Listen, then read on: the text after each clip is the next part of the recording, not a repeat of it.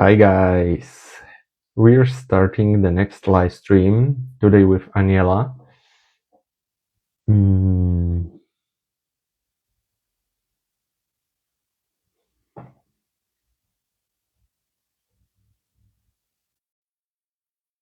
Hey guys, how are you doing? Let me know how is your week going? What's your plans for the weekend?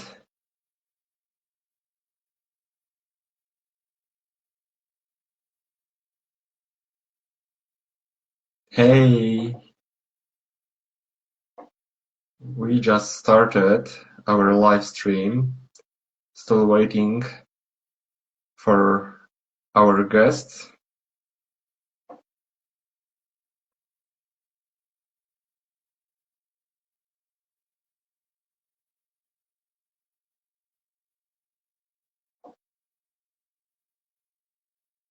Let me know if you can hear me. Hello. Oh wow, so quickly. So good to see you. Hey, Can you hear me okay?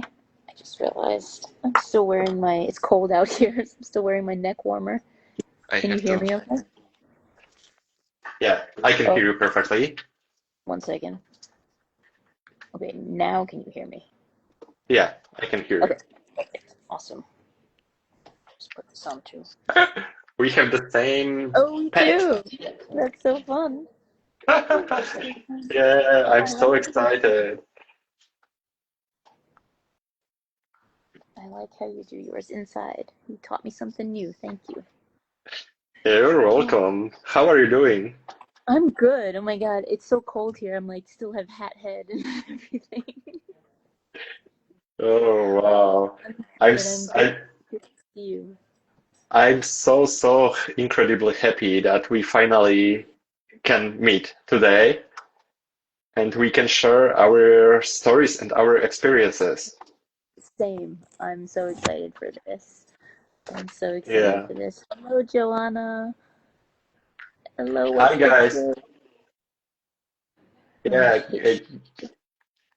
guys, if you want to ask questions for us, just leave them in the comments or in the question box below.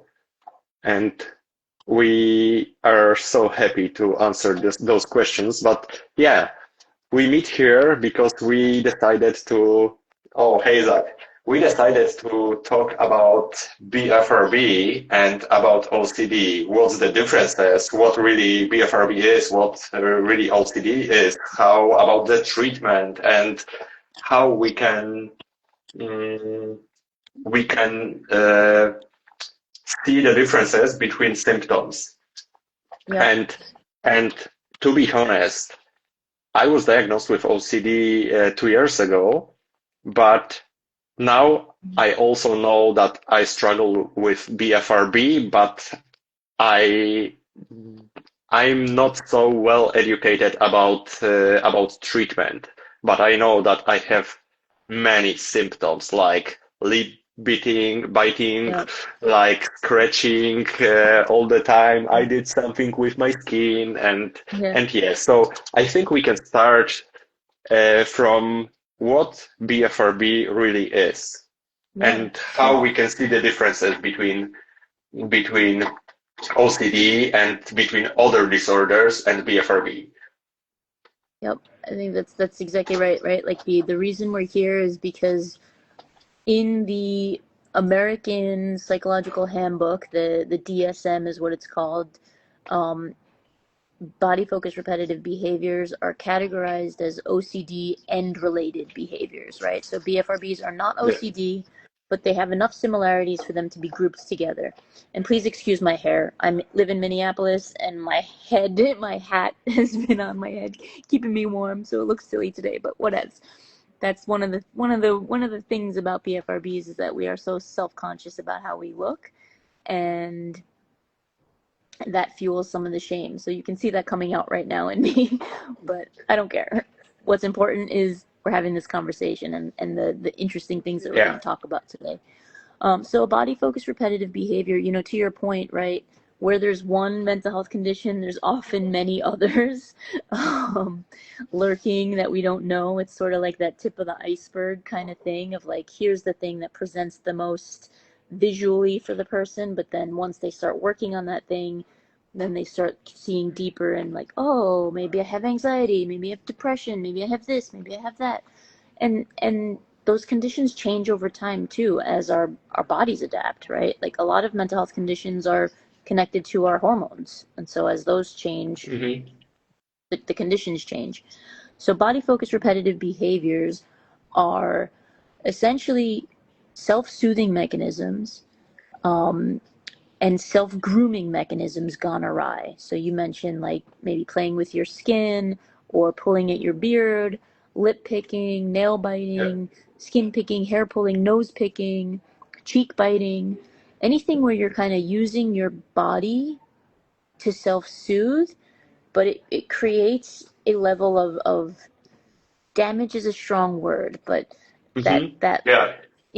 that pain or that skin infection, those bald spots, and then that in turn, that visual aspect creates that internal ickiness of shame, of guilt, of frustration, of anger, of Yeah. self-hate, and the debilitation that comes with that, the loneliness, the the desire to isolate because you don't want other people's judgment, you're afraid of that.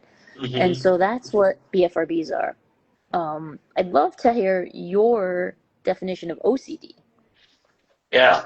So uh, OCD, and I can see the differences now when you're talking about BFRB. So in OCD we have intrusive thoughts. So many of people. So I can tell that 100% of people have intrusive thoughts and automatic thoughts, but not everyone engage with them as people with OCD do.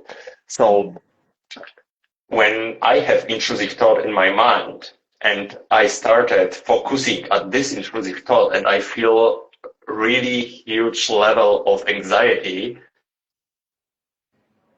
figure it out if this intrusive thought is true or it's not Wow. true. And I'm trying to find the solution in my head, or I'm trying to do compulsions to make this discomfort go away.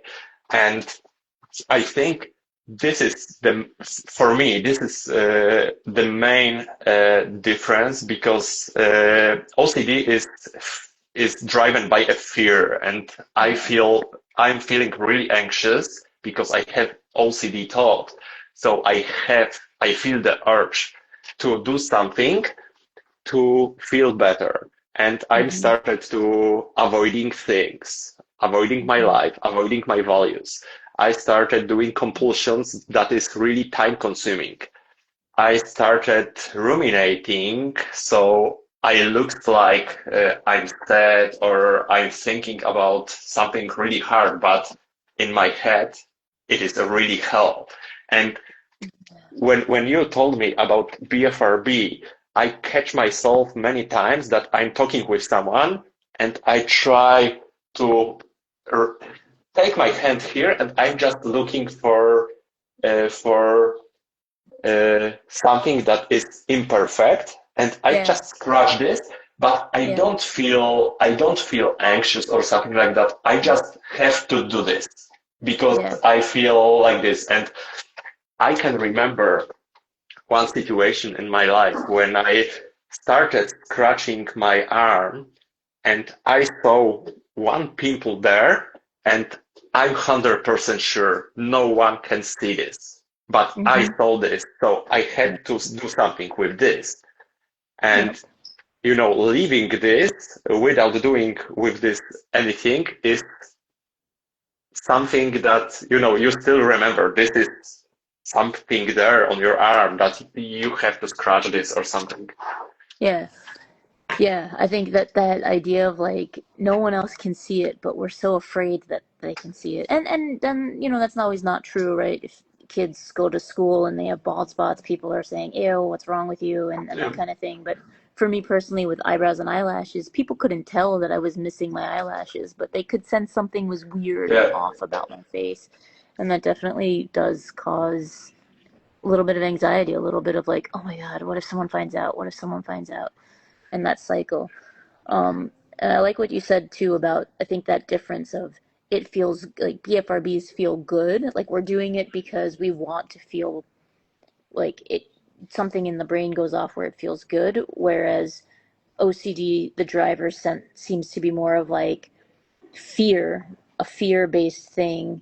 And then that's why you do this behavior to kind of quell the fear versus like sometimes it's really hard to articulate what the trigger is for the BFRB because it could be many different things. It could be anxiety, it could be tiredness, it could be boredom.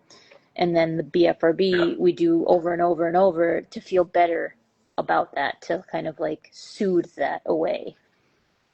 Yeah, yeah, absolutely. And this is really interesting because those disorders really often uh, are flaring up together. Yeah.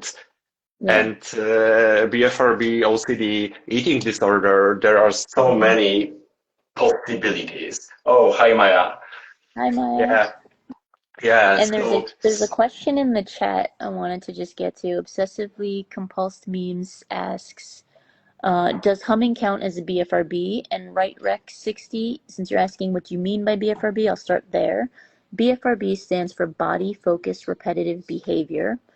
And these are things like trichotillomania, which is hair pulling, dermatillomania, which is skin picking, nail biting, lip picking, cheek biting, essentially any behavior where you're using your body in a self-grooming behavior gone awry that results in a sense of satisfaction and self-soothing initially, but then the aftermath is this idea of debilitation of, oh my God, why did I just pull out all my eyebrows, etc. yeah. So So you that's that. started destroying your skin or your hair or your body in general, and you think that you will feel better, but then Yeah. at the end you feel much worse. Yep. And so going back to obsessively compulsive question about does humming count as a BFRB? So I want to back up 2 steps and just mention who I am. My name is Aneela. I run a company called HabitAware, and we invented a smart bracelet that helps people build awareness of these conditions of hair pulling, skin picking, nail biting, because you can't change what you don't know is happening, and these are very trance-like behaviors. So that bracelet lets you know when you're engaging in the behavior, and then you can pause and choose a healthy strategy. So does humming count? Again, the definition, and also the reason I wanted to introduce myself is I wanted to just make sure that you know that I'm not a treatment professional. So this is all coming from our lived experience and helping thousands and thousands of people change their lives. So now back to that question of does humming count as a BFRB? So the psychological definition is this repeated behavior with some sort of like resulting in, again, that like it feels good in the moment, but then there's a physical aftermath and it leads to debilitation. So if you're engaging in repetitive humming, but it's not creating like a blockage in your life, that would be where that's sort of where it's a spectrum, right? So if you're engaging in humming as like an automatic behavior, but it doesn't affect your daily life, right? Like because you hum, you're not like, oh no, I'm not going to the grocery store today, right? Or I'm not going to go to the pool party today. That's where it becomes that mental health condition. How is it affecting you in your daily life and living your life that you want to? And interestingly, humming is actually scientifically proven to, because it's in your neck, to stimulate the vagus nerve, which is kind of like the anxiety nerve, right? Like the nervous system. It actually is a calming effect. And this actually goes back to Eastern practices. I'm originally from India, and chanting Om or Buddhist chants, etc. All of these chanting mechanisms Mm. is creating that humming and that calming down. So I'd be curious to know more about exactly what is happening in your world as it relates to humming to give you better answers there, but hopefully that helps. So I also realized because when I was teenager and I found something in my forehead here, and I started picking this, and then I felt that something is under my skin, and I started pushing this and pushing this. So I was in the point in my life when I had to go for the surgery to cut this ball off because it started growing. And Yeah. I can say that it works like a stress ball or something like that you have to squeeze. And I have, if you can see, I have here something. Yeah. And really, really often when I feel stressed and I am not aware that I started doing this, and started playing with my skin. And this Yeah. is automatic. Uh, I can't see that I started doing this. And people who know me can tell me, Mm-hmm. "Oh, Lucas, stop. I Yeah. can see that you are doing something with your skin." Yeah. Yeah. Yeah. And we like, it's just so trans-like, right? So having a loved one and making sure that you want that, right? That you want to be told or how to be told in a loving way is always important. Because yeah, we don't know when these things are happening. That's actually how we got started. Was my husband found out I pulled. I had hid it behind a black eye pencil for 20 plus years. And then after a late night pull session, both my eyebrows were missing. He asked me what was going on. I finally told him the secret.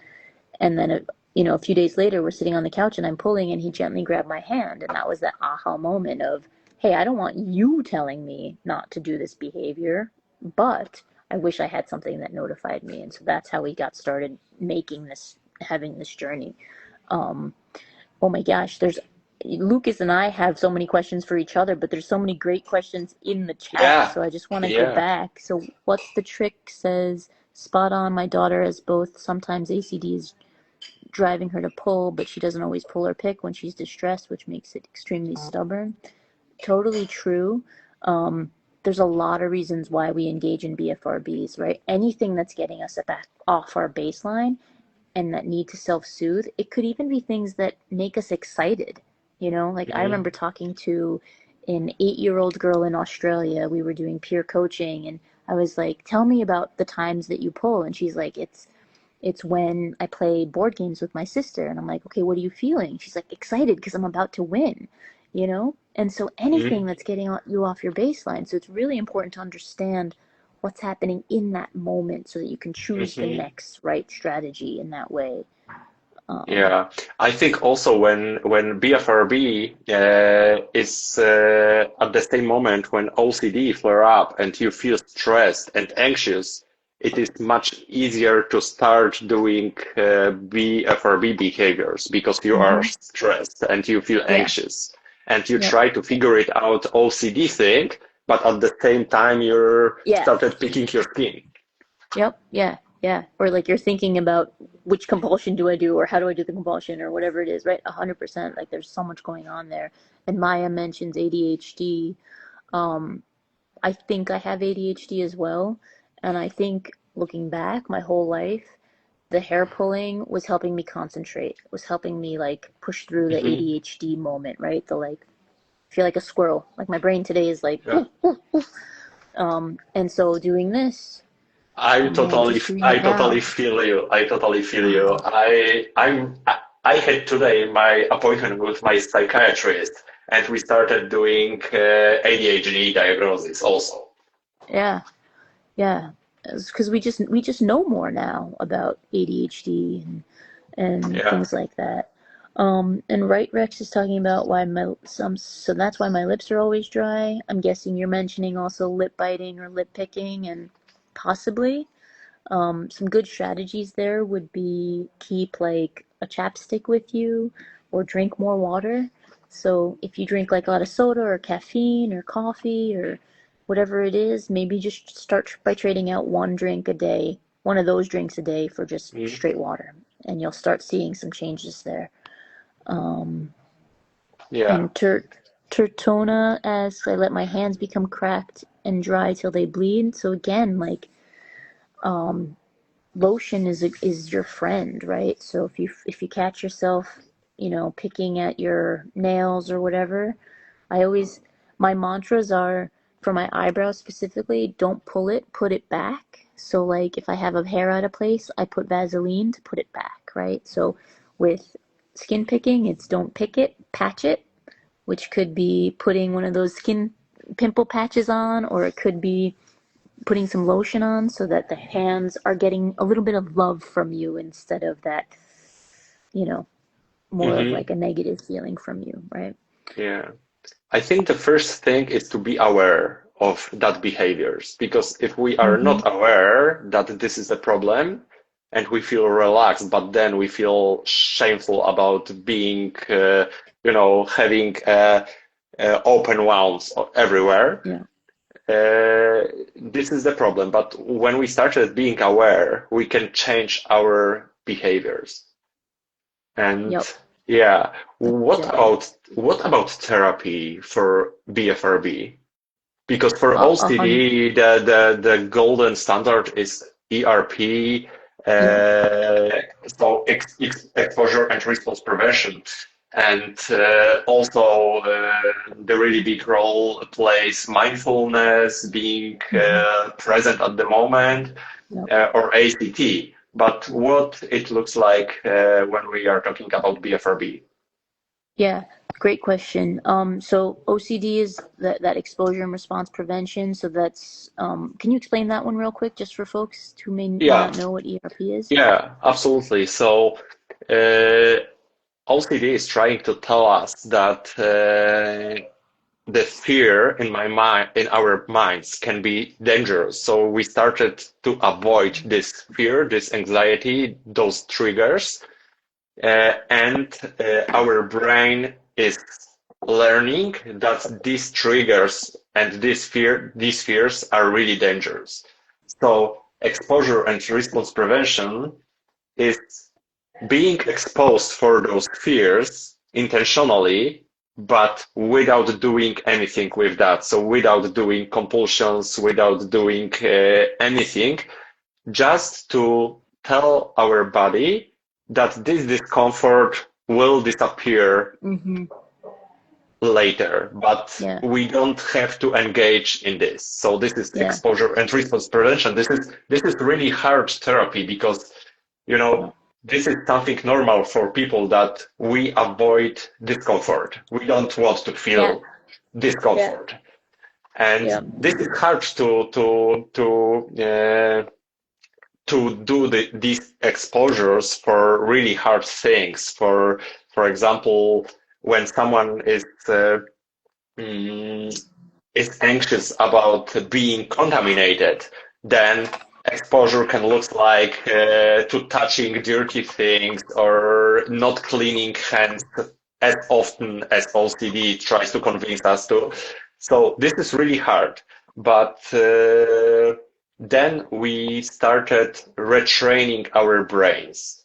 Mm-hmm. So this Yep. is in OCD treatment really, really important. Yep. Yeah. So I'm really glad that I had asked you that question, because you said something that's really, um, like a lot of things that are very similar, right? Like the OCD is, or that there's that fear, right? And the OCD is kind of that way to avoid that fear, avoid that discomfort. And I think that's one of the similarities between the two, that BFRBs are a way for us to avoid the discomfort that we're feeling. Like it helps us Mhm. bring us back to baseline without us knowing even why we felt like we needed it, right? So I think that's one of the similarities. And you mentioned retraining the brain, and I think that's the same thing that the BFRB treatments are trying to do. So the gold standard for BFRBs is cognitive behavioral therapy, and specifically habit reversal training, which is three parts. So it's awareness training, which is what our bracelets meant to help people do, is build that awareness of these trance-like behaviors. And then the second one is competing response training. And the current methods that treatment professionals are taught for this competing response training are really focused on preventing and stopping the physical behavior, versus trying to understand what's driving the behavior and dealing with that. And so that's why at HabitAware, we try to help people understand what's driving the behavior and try to meet those needs. Because the more you meet those needs, the more you are retraining your brain. And then the final component of habit reversal training is support training, which is really just making sure that you have a therapist or loved ones, family members, or even just the BFRB community of people to help you keep going, with that ongoing management. And so at HabitAware, we have an online community where we do all of that work. And this is awesome, and this is amazing and really important point, the community and people who understand us, because I know that in OCD the recovery journey, it is really important to have around us people who are not judging us, but trying to understand and support us. And the same thing is in BFRB treatment, really important. Yeah, I always say community is the cure, because once you start seeing cool people who have the same conditions as you, that reflect back like, hey, if Lucas is a cool guy who, plays guitar and is into cool art, and hey, that's me too. I'm into, you start seeing and start feeling better about yourself. And that is a huge component. You start shattering that shame, which is a huge component that you bring out. And that's only by doing this work together. Yeah, absolutely. We have here one question about OCD. Do you think that a person with OCD should marry, or will they become more stressed, they and the partner? I don't want to give reassurance here, because this can be this can be tricky questions, but we have to remember that OCD is not me. So if we have a partner who can understand us and what really OCD is, this is the point, because we are humans. OCD is a part of us, but we can live with our values, and this is the most important. So I love how you looked at that question, and you maybe saw in it something that I, as someone who doesn't know enough about OCD, saw, right? Hey, maybe is this reassurance, right? And so I would have answered this question straight up. I am in Polish Facebook group where are over 5,000 people, and really often people are asking if someone with OCD can have kids or should have kids. This is really tricky, because when you have really hard time at work and you feel really down, you also have problems with your emotions, with feelings. So does it mean that you can't have kids or being a good person? No, absolutely not. So, Yeah, I think that's the fear talking, right? When you have those kind of doubts, and to me, I think the most important thing, like, I have a loving husband. I was so afraid that he would find out and be like, ew, I'm done with you, right? And but he met me with compassion. So it's really about finding the right partner who is gonna meet you and be there for you. And I think that also starts a lot with, like, everybody deserves love. Everybody deserves love. And I think the way that you are able to receive love is to first be able to love yourself. And when you get there, then these types of questions stop coming, right? Like, everybody deserves love, but first and foremost deserves love from yourself. And then that partner will just show up, like the universe will bring that partner to you and be like, you're ready. Absolutely. If you start giving yourself compassion, when you start to love yourself, and when you start taking care of yourself, then you can be a much better partner for others, or partner for this one person, and better support for other people. Yeah, and I think these conditions, OCD, BFRBs, depression, like anxiety, like all these mental health issues that we may have, if we let them, they can help us become better people, right? Like I wasn't I have two young children. I wasn't a great mom early on because I was living with a lot of anxiety, a lot of these Hmm. tendencies, a lot of self-doubt, a lot of just madness in my head. But now I've spent so much time and energy and effort to get to a place of recovery that now I've learned a lot, right? And so these conditions can be gifts that we can help learn from and then help teach others. And so Yeah. I think that's part of it as well. Yeah.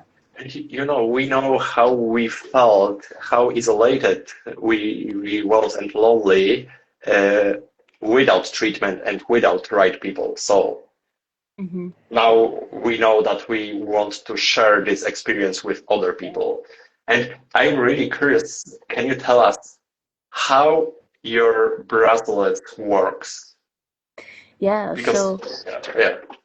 yeah. So the bracelet works with the mobile app. So you train the bracelet using the mobile app for the specific behavior. Um, and it could be like rubbing the eyebrows. It could be scanning your Hmm. hair. It could be picking, a little piece of a pimple, could be nose picking, could be nail biting. Hmm. Right now, the bracelet works best for kind of above the neck. And then the it has sensors and some motion sensors inside that's creating this mathematical calculation of those hand movements. And then whenever it senses a match, it'll vibrate. And that vibration is just that external cue saying, hey, Aneela, your hands are not where you want them to be.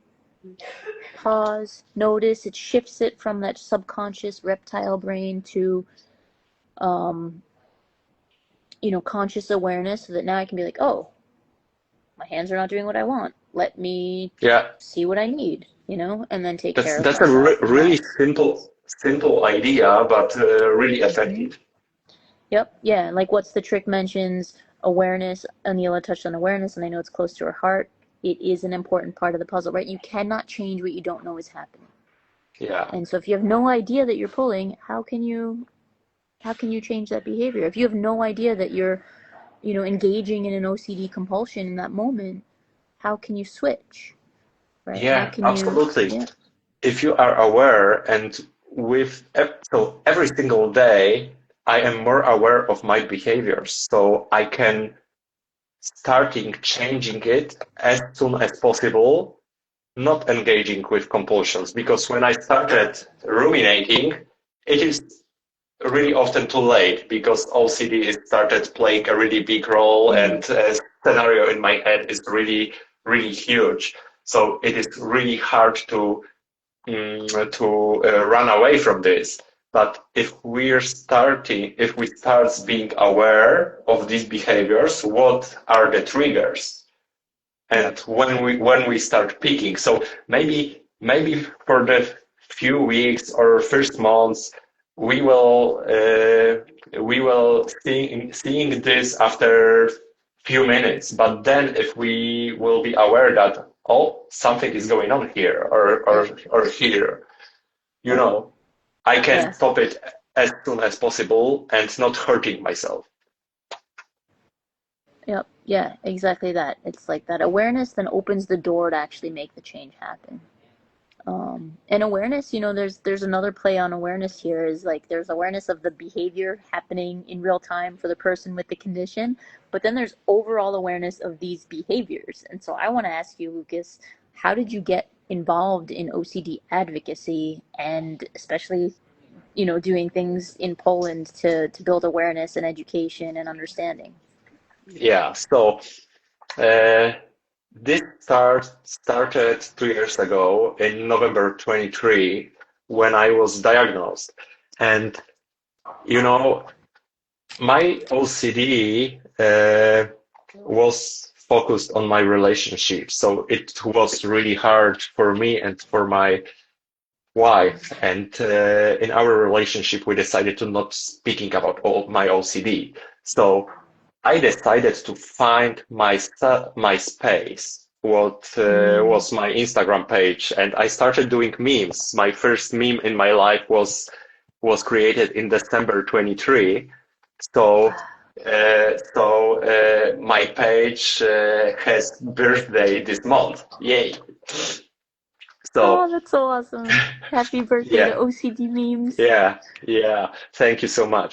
So first I started doing this for myself, but then I realized that people are reaching out for me and telling me that they feel much better, they feel seen, they feel understood. So I decided to go a step forward, and I decided to be an OCD advocate. I decided to starting with live stream. So the most part of my advocacy are memes and reels, but also live stream like this play a really huge role because we can share our experience, and we know that living with OCD, BFRB, and other related disorders is really hard, and Yeah. we can do something for others. So, yeah. Yeah. And Yeah.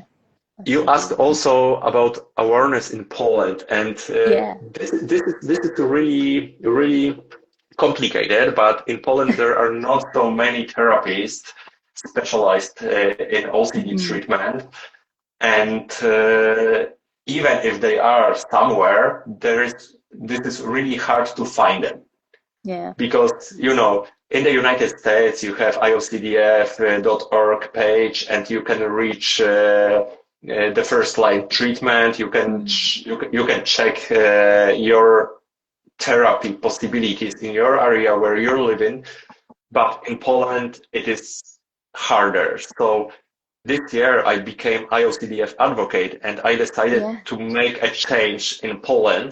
So this year, I think 2 weeks ago or 3 weeks ago, we had the first OCD walk in Poland. So I am so happy about this That's because, awesome.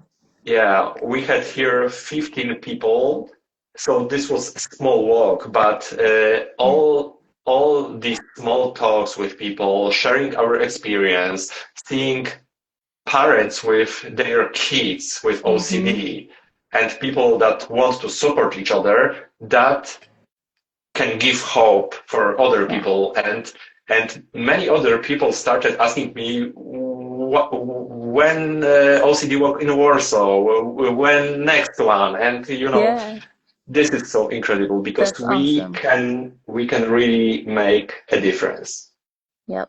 Yeah. And starting small is like it's still a big thing, right? And for all those, you know, dozens of people that did show up, you've built something amazing for them, and then they can go on, and it's just going to be this ripple effect. And I think that's so beautiful. I'm so glad that you were able to do that, and thank you for being an advocate with IOCDF, which is the International OCD Foundation, and for taking time like this and even starting intrusive OCD memes, right? Something that started for you.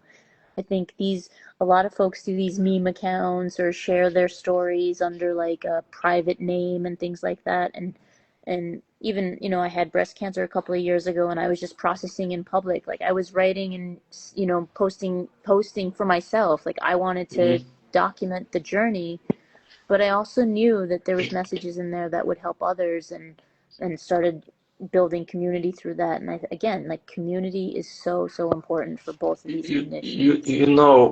It talks like this one is, I think, is necessary because Hmm. uh, you know all those stuff with OCD and with other disorders are about being lonely, feeling Hmm. being Yep. ashamed. So I really believe that shame dies when stories are told. So when we Yep. started talking about this, and people can see that we are talking about this without shame and without Yeah. judgment, this is something big, something really big and really It's important. Yep, we can be the example and give that little bit of hope. And, it takes more than seeing us talk once. Maybe it takes a few different ways of getting there. But, um, 100% that we're planting that seed of courage in whoever's here listening today, that you're still an amazing human being regardless of what's going on in here. Oh, thank you. And yeah, this conversation was really amazing, and I am so grateful that we finally did it. And I hope that Same. this is not the last conversation No, with we you. should totally do this again. And you know, even if we can help one person, this is worth the effort. And you're doing an amazing job. So everyone, you can change HabitAware and Aneela, right? Yep. Yeah. Right, That's because right. I wondered how to pronounce your name. Aneela. Yeah. And I hope I'm pronouncing yours right, Lucas. Right? Yeah. Am I getting it? My in Polish is, this is hard, Łukasz. Łukasz. Oh, perfect. Łukasz? Yeah. Yeah? Okay, so I wasn't pronouncing right. I apologize. No, no worries. In English, it's much easier to say Lucas or something like that. Okay. But Sorry yeah. about that, man. No, But so, yeah, I can't wait. I hope to meet you at the next IOCDF conference. I think you were there this year, and we gave each other a quick high five, but now I want to hug this time. Next one is Seattle. Yep, yeah. So hopefully I'll see you there. Sure. Right. So I'm so happy and so excited to see you in person. And have a lovely day. You too. Bye. Thanks, everybody. Thank you, everyone.